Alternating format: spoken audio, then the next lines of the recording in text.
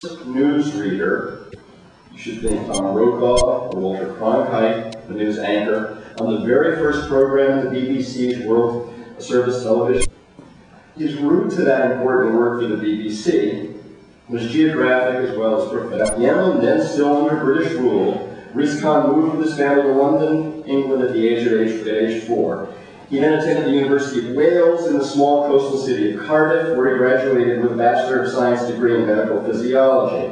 Soon after, moving in a bold and surely risky professional direction that I think will resonate for students throughout this campus now who are verging on graduation, Riz decided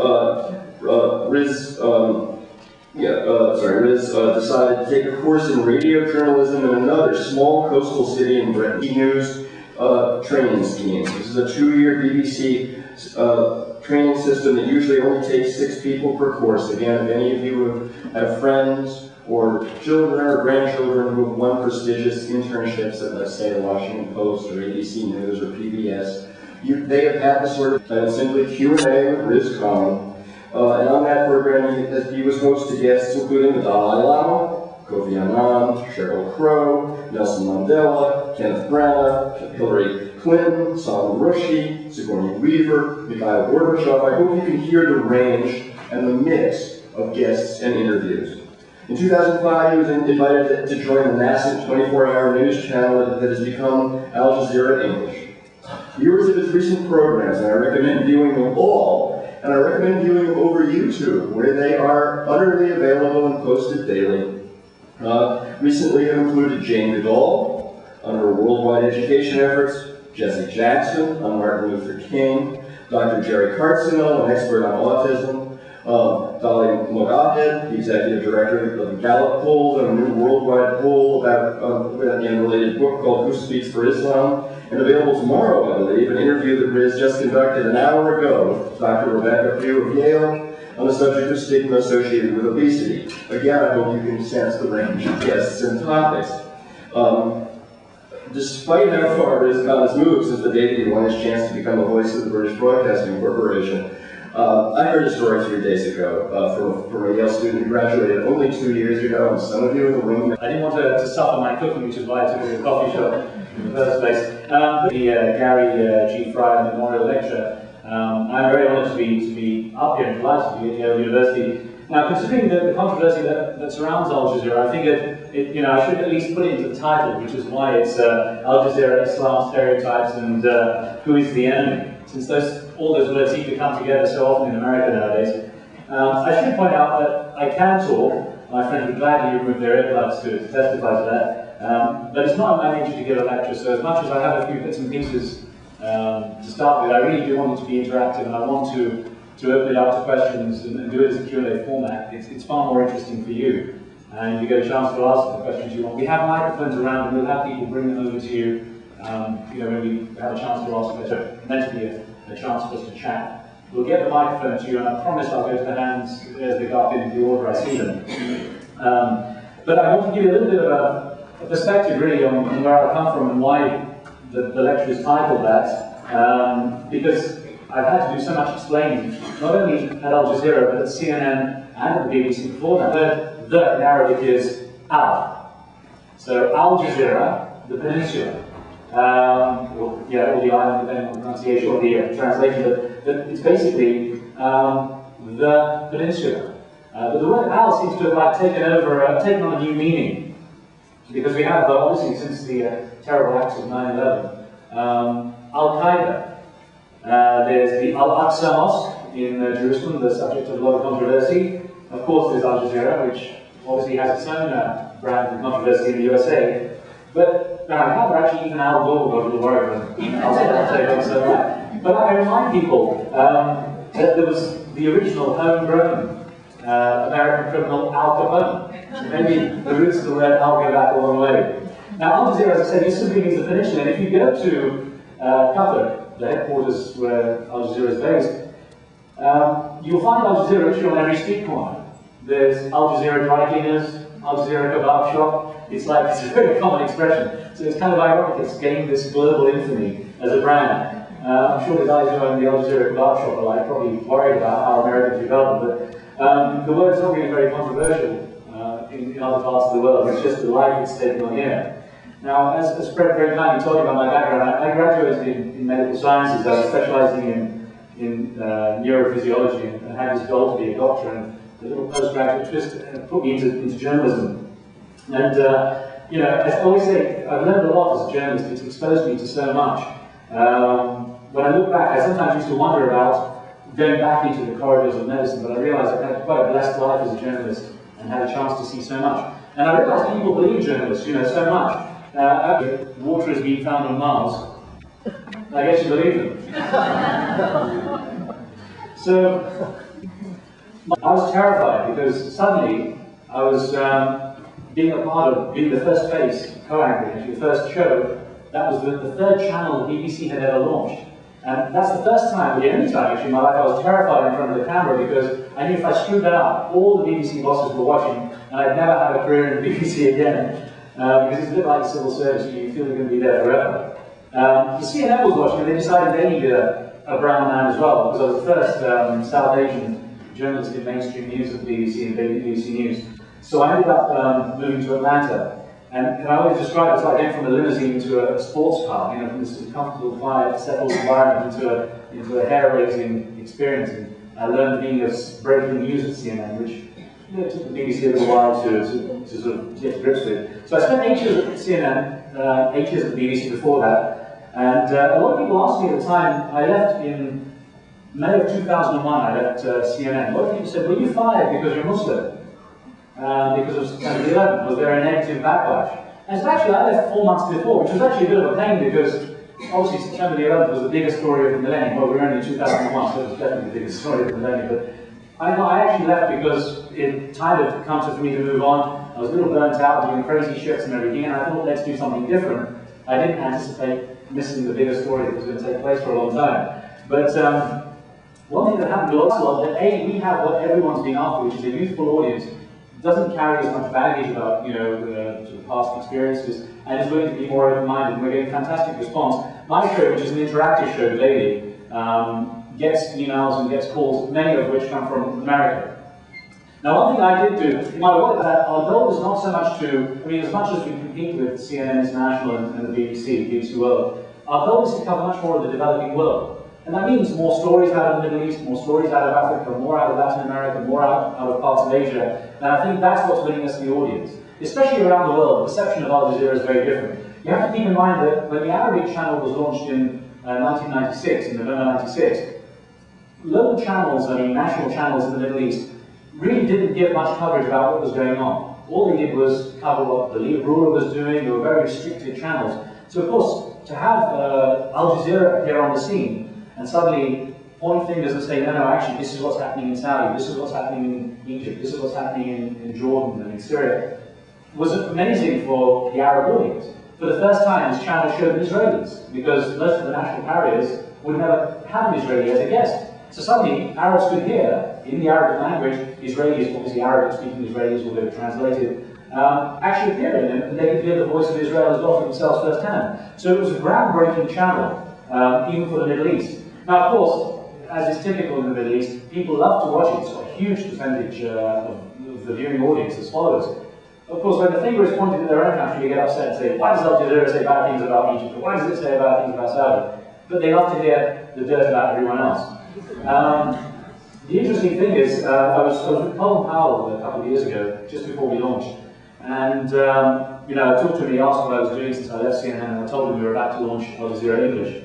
And we had a long chat about this, you know, what the channel was about. And he actually said to me, look, the channel was the darling of the US government because it was doing something that the US wanted, which is much more democratic television, much more democratic news coverage in that region. They thought it was a fantastic thing. What happened after September 11th was when the US went into Afghanistan and Al Jazeera reporters were on the ground in Afghanistan, in the same way that CNN was in Iraq, in Baghdad, in 1991, when the first Gulf War happened. The coverage that Al Jazeera was providing worked against the US military. They didn't like the fact that civilian casualties were being shown, collateral damage. The coverage was basically giving them, you know, giving the critics some ammunition. And I think this is where Al Jazeera fell out of favour with the US. So, but as a channel, the mission, I mean, when I was at journalism school in Portsmouth, I remember an editor saying to me once, he said, don't forget this, a newsroom is a newsroom is a newsroom, which I didn't understand and I still don't understand. But I think what he was getting at is that it's the same wherever you go. Newsrooms are essentially the same wherever you go. And I know when I went from the BBC to CNN, people always asked me to make a comparison. And actually I found there was much more similarity. The same challenges, trying to get a story out on time, resource issues, budgetary issues, staffing issues, internal politics, who's sleeping with who, it's like all kinds of the usual stuff. And to a certain degree, this is exactly what's happened at Al Jazeera too. We face the same thing. Most of us are into BBC, CNN, Sky, a couple of people from ABC, Fox. So we're quite a mix of people, and the same kind of atmosphere exists. We want to get the news out on time, we want to get the facts and figures, we want to get... You could speak to David Marsh leaving, because he claims that Al Jazeera has really changed over the past year and become quote-unquote anti-American. Well, I mean, I also have to start by saying I'm not a company spokesman. I can only tell you sort of my perspective on this. David's a great guy, and I was working with him here in DC. There are certain things, I've seen this not just at Al Jazeera, but elsewhere. When a channel starts up, it goes through certain phases. I mean, and I was one of the founding members, so the start has been very tough for all of us. Certain things go a certain way, certain things don't always pan out the way we want.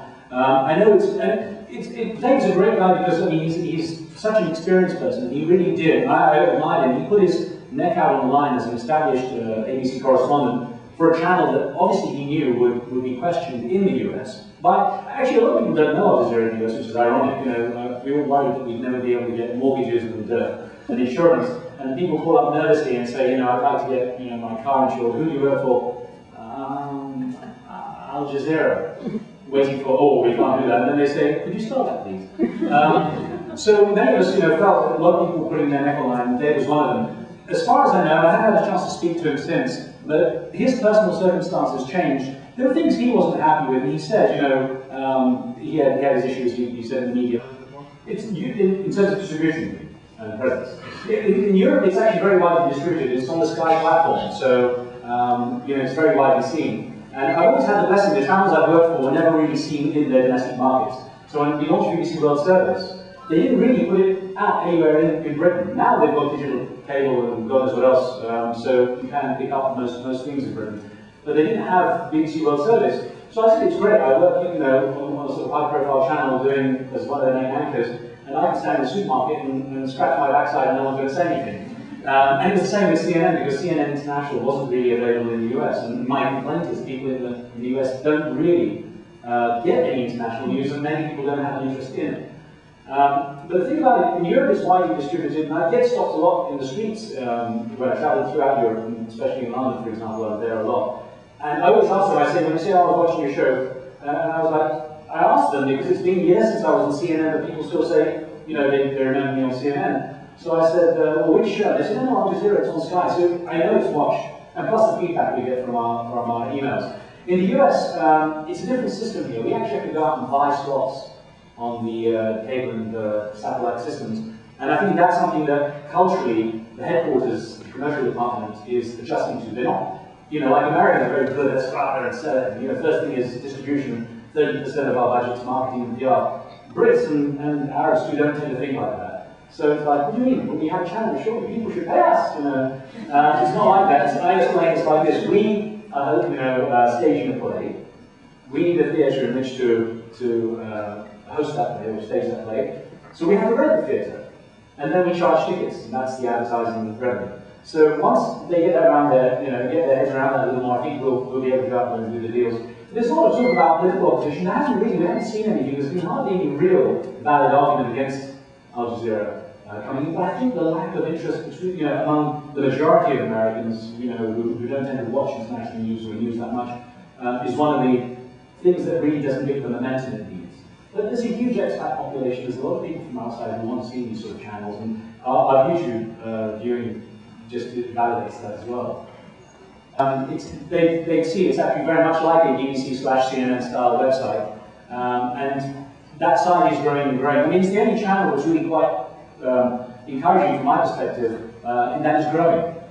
Whereas everyone else has been cutting back. CNN has commercial concerns, the BBC has distributed its money more into domestic channels. So for us, it's great, and I work with all three, and they all offer something a little different.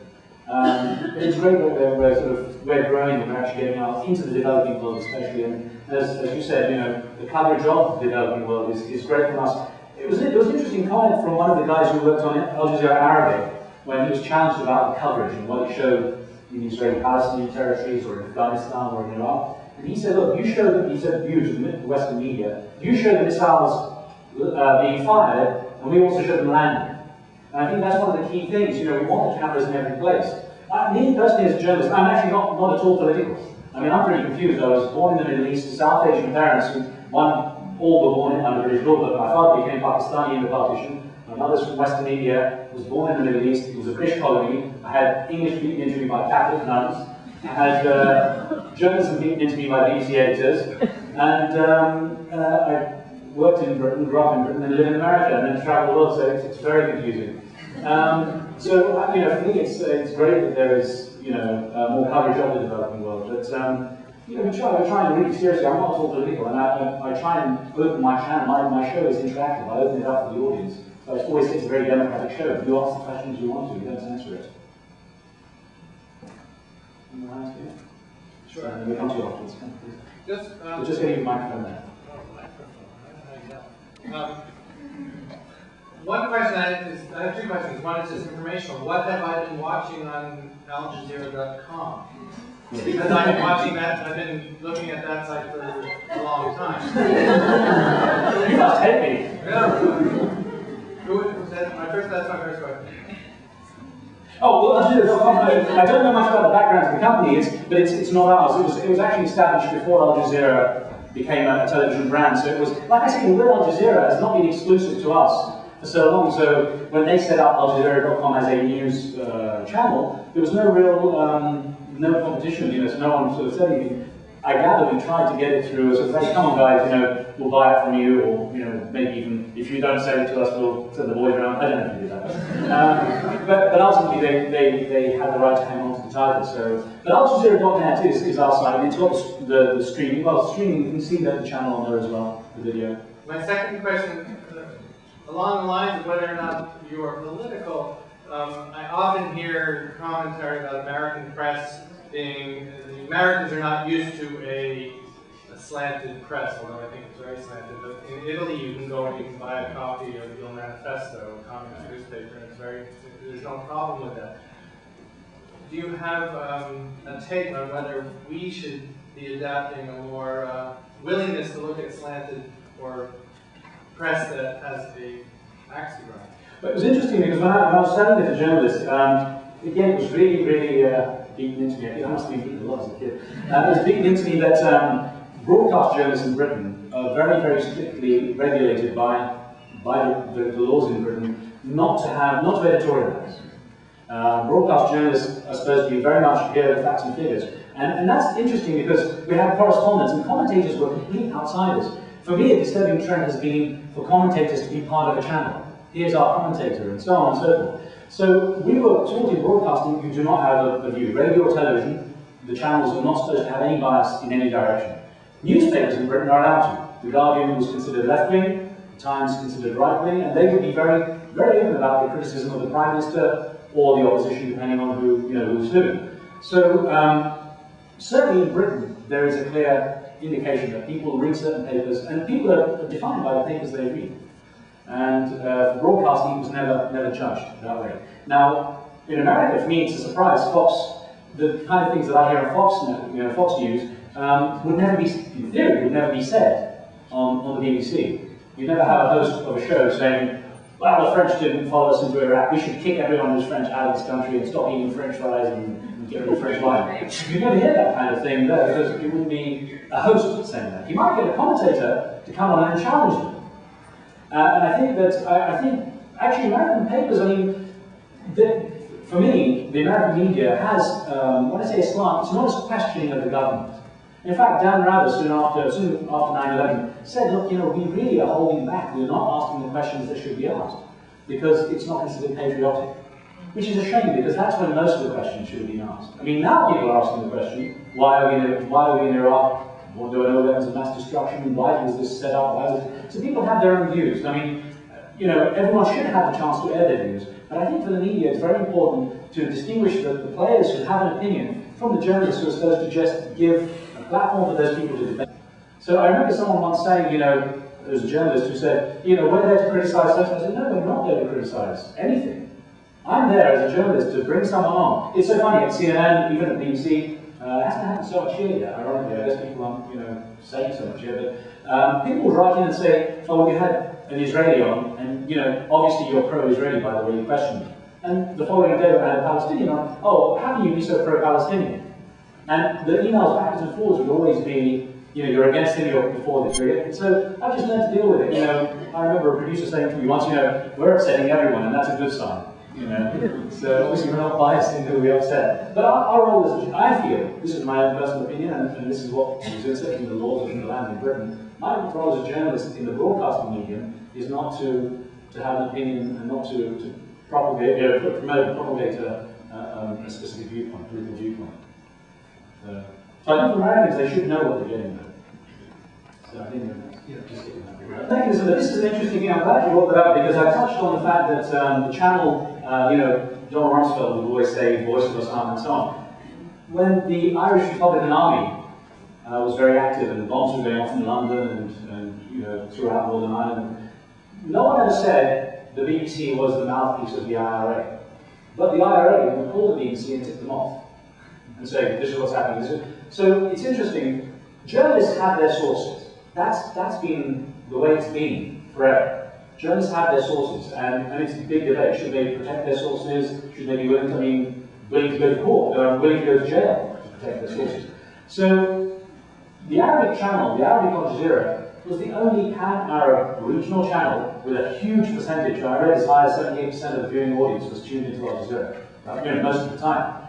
So with that kind of audience, if I was someone wanting to get a message out in Arabic to the Arabic-speaking world, I would go straight to that channel. I would leave tapes at their doorstep.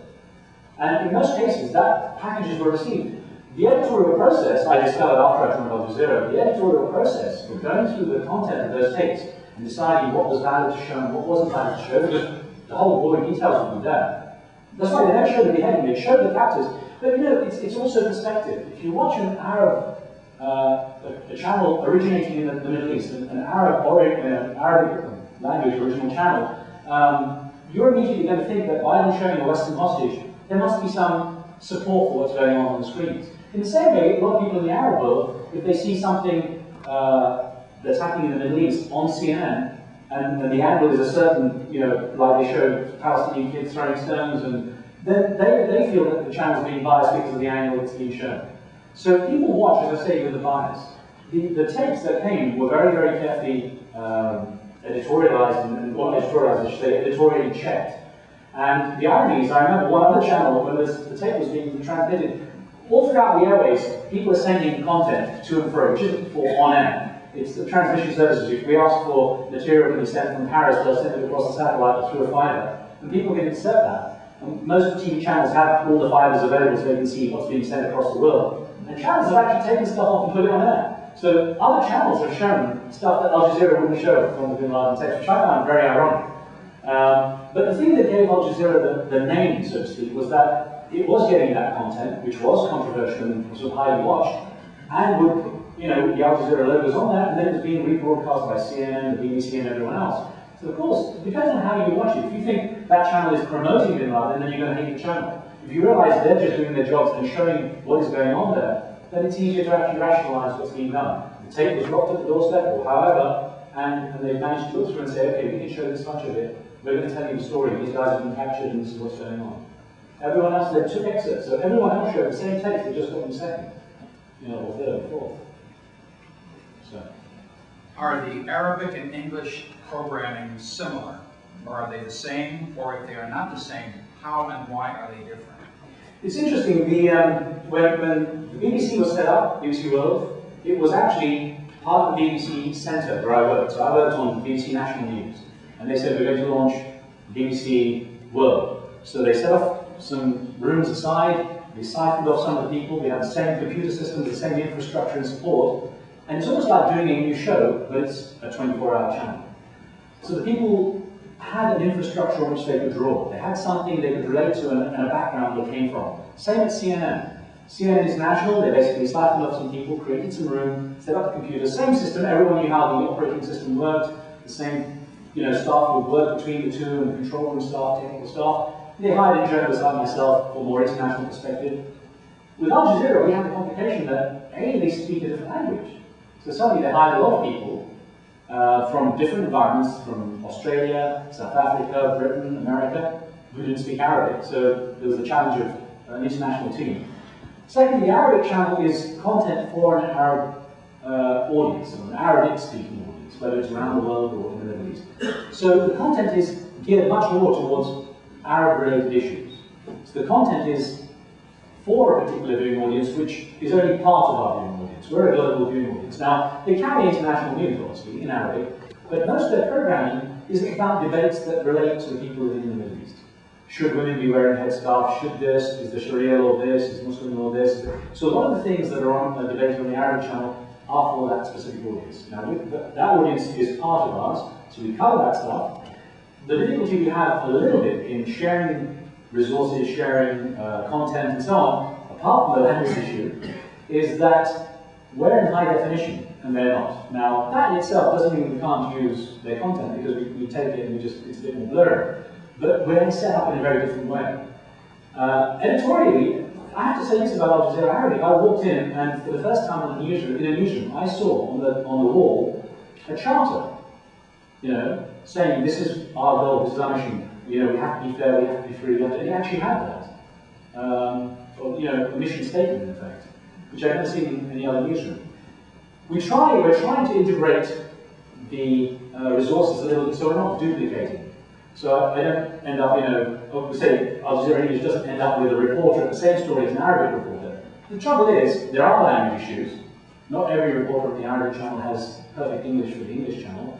Not everyone from the English channel is going to be able to, the majority won't be able to do it in Arabic. So we always have that wall between us, in that we broadcast in different languages.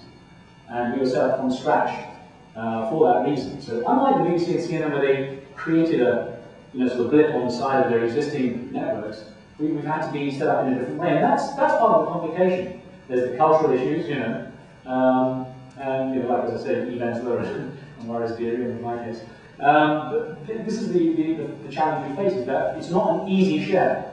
So some in the Arab world, some of the viewers were very a little bit wary of Al Jazeera English. They said, why aren't you simply translating what the Arabic channel is doing into English and showing that to the rest of the world?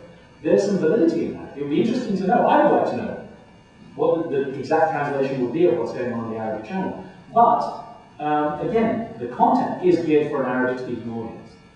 So in the same way, if you were to translate Fox into Arabic and broadcast it to the Middle East, they'd be like, well, this isn't relevant to me.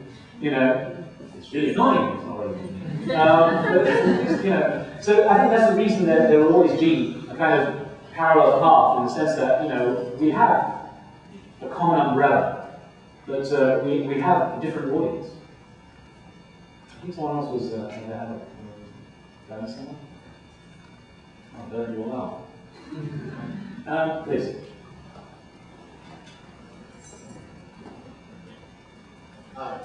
I'm an undergraduate here. I'm taking some great courses on Islam, and we've been sort of discussing about Sharia law and how fatwas are sort of a non-binding opinion, how it's very deliberative. What role, both the Arabic and the English tradition, can you describe, Al Jazeera's role in sort of being a mouthpiece for different people to give fatwas and how that impacts Sharia law?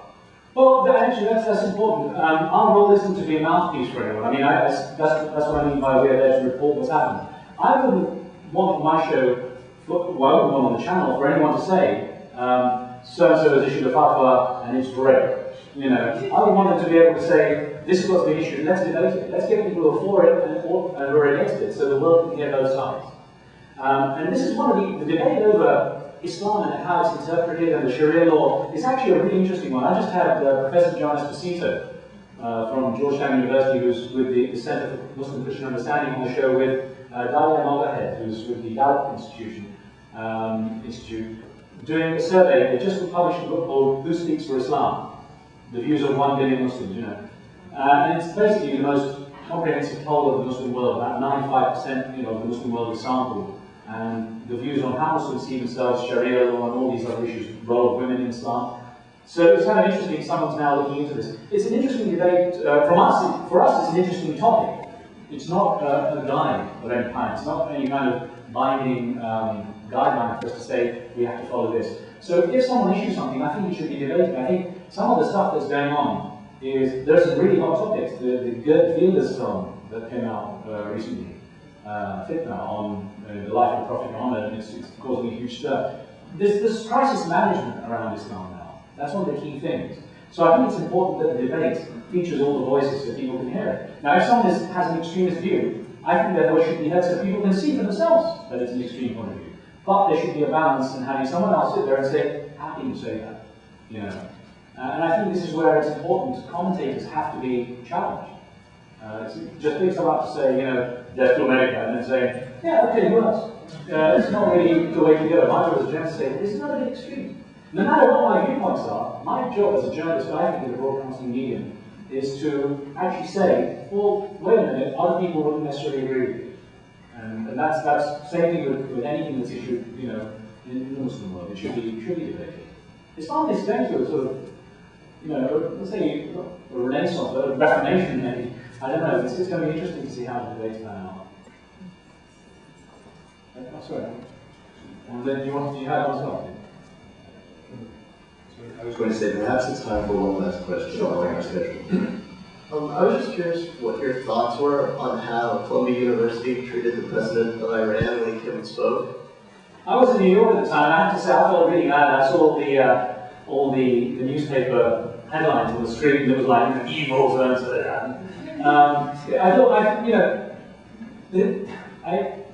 can sort of get into my personal opinions on how the media reacts sometimes, and I don't mean just in America, but in other places. As I say, the media itself is a big debate for me, because I think in some ways we've lost our way. It's very easy for the media to put out these slogans. I have a big problem with all the scraps that channels carry, which is constantly fear-mongering. In America, I turn on the channel, especially local channels, like, your security is at stake. We'll tell you how to save yourself tonight.